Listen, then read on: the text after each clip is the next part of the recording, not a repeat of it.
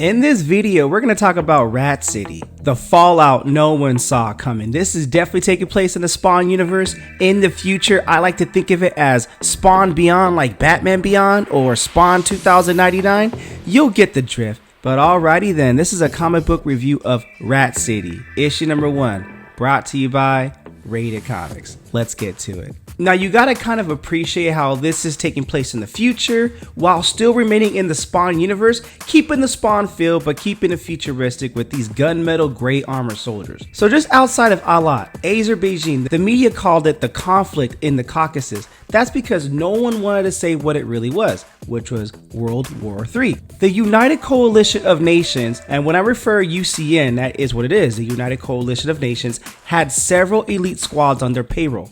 Military assets the inner circle kept off the books. The rank and file had no idea the carnage they were rubber stamping. Make no mistake, these kill squads were not saints, but some of them had a conscience still. At least Peter and Reese did. Those are the main characters, or Peter is the main character in this comic. But still, every team has that one person as they're going about during the mission, and that one person's always looking for a fight. The one person that turns war that makes it fuel their bloodlust, making war as an excuse to fuel their bloodlust. So this innocent kid is on a digital phone talking to his friend. But these squads come in and they're like, okay, we have him, we've been made. Reese tells one of the guys to stand out, keep your voice down, and Becker, the guy with the gun pointed at this innocent looking kid that's just on the phone, at least he looks innocent, I have him, locked and ready. But Reese is like, yo man, I told you to stand down. And Peter tells Becker, don't do it man. Becker is like, I ain't trying to hear all that. I'm gonna do what I'm gonna do. Keep going off the grid, going off script, and just blast him ahead just like that. No warning whatsoever. So even Peter was like, Becker, this kid was just a kid. I mean, you're a freaking psycho or what? You disobeyed a direct order. Now we have an unsanctioned casualty on our hands.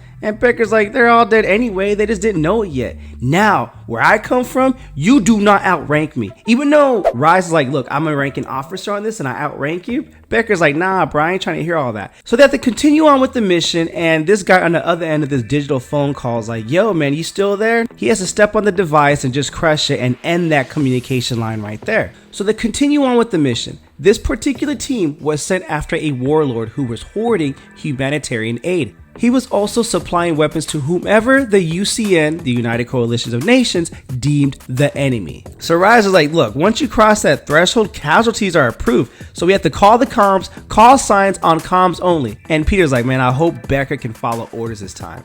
So they make their comms, they do their calls, and these squads were efficient to a fault. They had to be, because who knows what they encounter on a mission. And you see a little bit of futuristic assassin predator get to the chopper style, you know what I mean?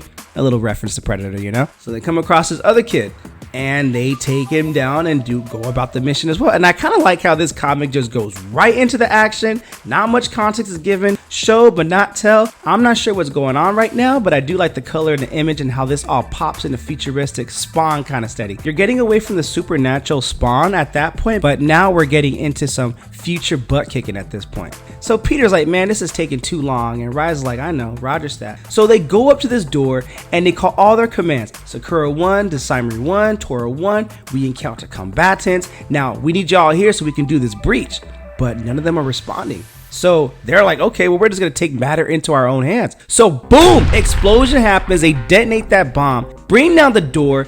They're like, UCN forces, you're coming with us, tell us your name. And this guy's like, okay, my name, what does your mission brief say my name is? The UCN needs a villain, so they chose me. I'm a businessman. And Becker's like, scan his face, Tora 1. I guess that's their code names. I'm on it. As his face is getting scanned, this guy's like, man, your government lies to you. But before he could even finish his sentence, and before the scan can be complete, Becker just takes this guy out like he did with the kid. They're like, what the hell? Like, the scan wasn't finished yet. It doesn't matter, it was him. And like the narration says, some people are just looking for a fight. So Peter, Cairn, and Reese escape, and they run, and they go on the intercom, and they're like, hey, Doce 1. I guess that's German. Jackpot. They repeat the jackpot. So Cairn's code name is Yankee number 1. And they go in and they're like, okay, do you guys have the package? Negative, there's no package because Becker did Becker stuff and ain't trying to follow orders. But the orders was scorched earth, and they repeat scorched earth. That is a change of the plan right there. The motto is this: adapt or die. Follow orders or, well, you will get the rest. You'll die.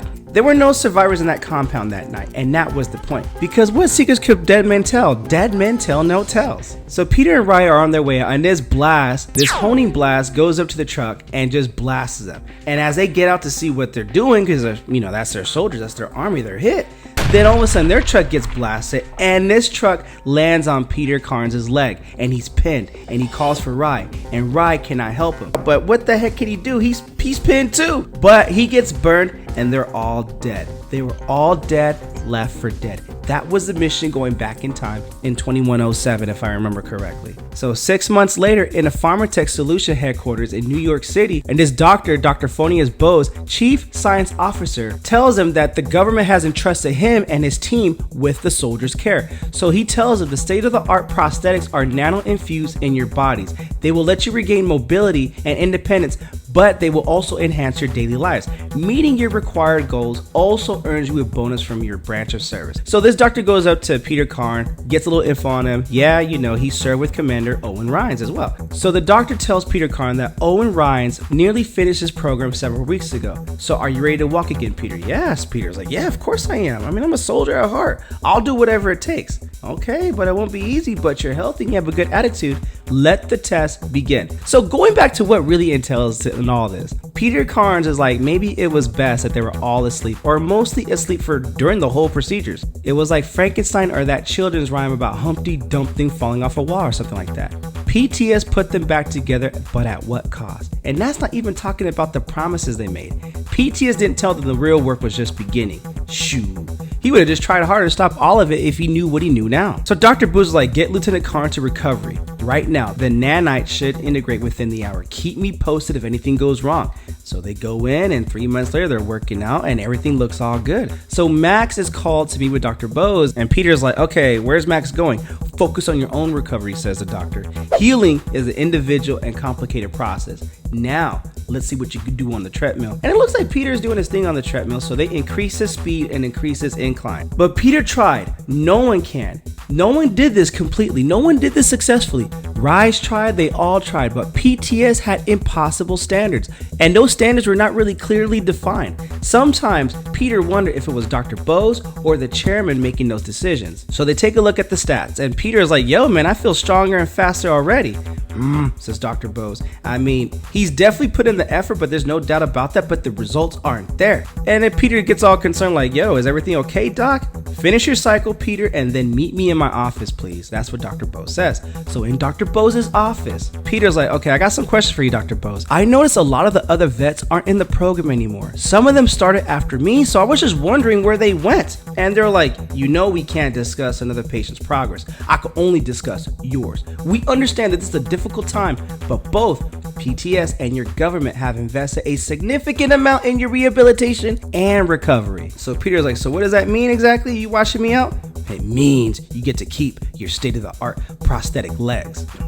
Yo, that's petty, man. That's just petty. And he doesn't even know what those standards are. He probably could have prepped for it or probably could have tried harder, but what exactly are they looking for? But Peter is no further use to them. And just like that, Rise, before him, Peter was thrown aside like so many others. Freaking BS. So 2111, I think that's a few years later, adapt or die. Peter is a survivor. He adapts. Other vets took their own lives because they couldn't handle the rejection like that. Honestly, who can blame them in this world? Sometimes it feels like we're all in a dark hole, as he says. And speaking of dark hole, he's in a hole right now trying to fix a leak. And Peter's like, man, it's hot as heck down here. So he tells his coworker to throw down a canteen to cool it down a little bit.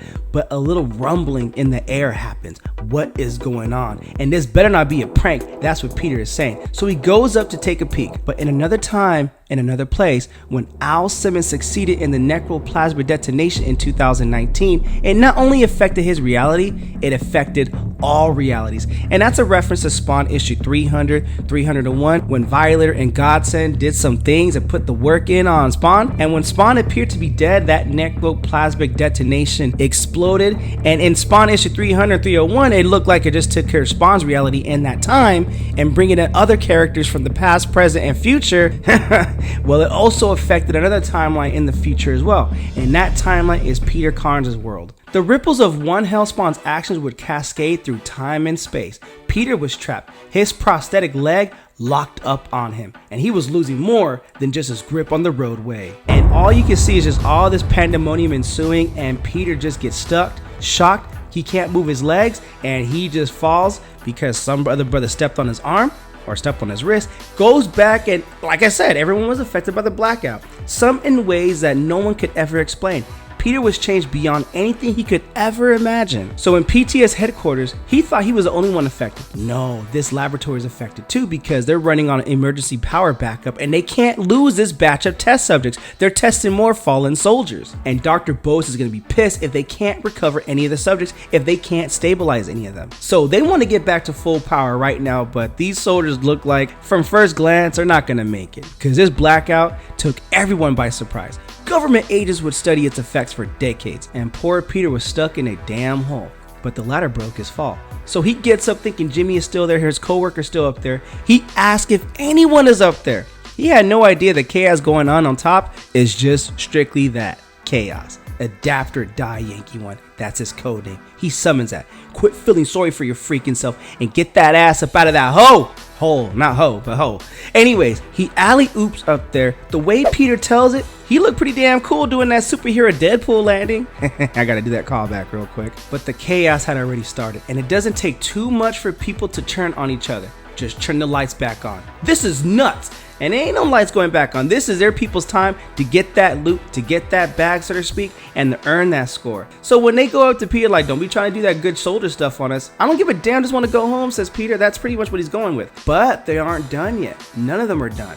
Remember, someone's always looking for a fight. So that guy puts his hand on his shoulder and Peter just reacts. And he could fight, but the way he uppercuts him on his chin, that little metal piece in his chin, that futuristic metal on his chin, just gets, it gets dislodged, it gets knocked out. But something took a hold of Peter, and he didn't know what it was. All this rage is building with all this chaos happening, and they're trying him like he's some kind of sample. He don't want to be tried right now. So all he tells him is, I'm going, oh! He yells, lights turn green, and his head is pounding, and he doesn't know what's going on. So back in the Bowery of Rat City, like most of the dregs, Peter lived in Rat City. The government shoved all of them into this tiny apartment while proclaiming their compassion for downtrodden, which is like oppression, all right? It was cramped, and there were outbreaks all the time. If you know the history of the Bowery, this was history repeating itself. Meanwhile, the elites are high up in their towers, their feet never touching the ground. It's a tale as old as the haves and the have-nots. So he gets into his apartment, he's looking for his phone charger, and he has a message from Rye. Oh, and Peter's like, okay, what is it now? More bad news? And Rye's message to Peter is, I know we haven't chatted in a while, but there's something I really need to talk to you about. I've been looking into something, and it's best not we say this over the phone. So give me a call back for old time's sake. And Peter's like, I ain't got no time, I ain't got no patience for this. There's too much stuff going on right now. Peter and Rise were the only survivors of the roadside attack in a lot, and that was the attack on the beginning of the issue that we were showing here. They were lauded as heroes, but even heroes get thrown away in this world when they outlive their usefulness. Peter just felt like a pawn, rewarded for going across the world, killing whomever the UCN told him to. He once told him that the accident, he swore not to kill again, alright? It's funny because the promises we make to ourselves, knowing damn well we'll never keep them. So now that he's home, he tries to take off his prosthetic leg. But the leg ain't trying to come off, it's being stubborn like that. So Peter's like, come on now, get that, stop being stubborn, get off of me. But something's activated, something spawned it. And like a butterfly flaps its wings in Brazil, it creates a tornado in Kansas. The butterfly effect. So all of a sudden this energy, this surcharge takes over, and you see Peter coming into something that he's not used to. It's unknown to him, but we know what it is. Simmons changed everything, and no one knew what would change next. And that is the end of Rat City, issue number 1. Honestly, man, I dug the book, even though I did not know what was initially going on, and I kind of like how they just thrust us into the action. Yo, the elements of the futuristic and some supernatural elements, but we're highlighting more of a futuristic side than the supernatural side like Spawn does. I absolutely dig it. And look, this is a Spawn comic book channel. We cover a lot of Spawn comics here. I'm in on this. I'm in. I mean, let's just see where it goes, but I'm definitely in.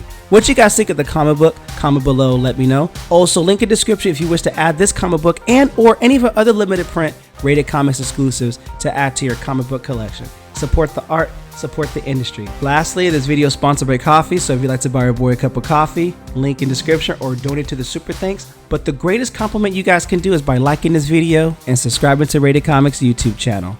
Thank you again for watching. Until next time.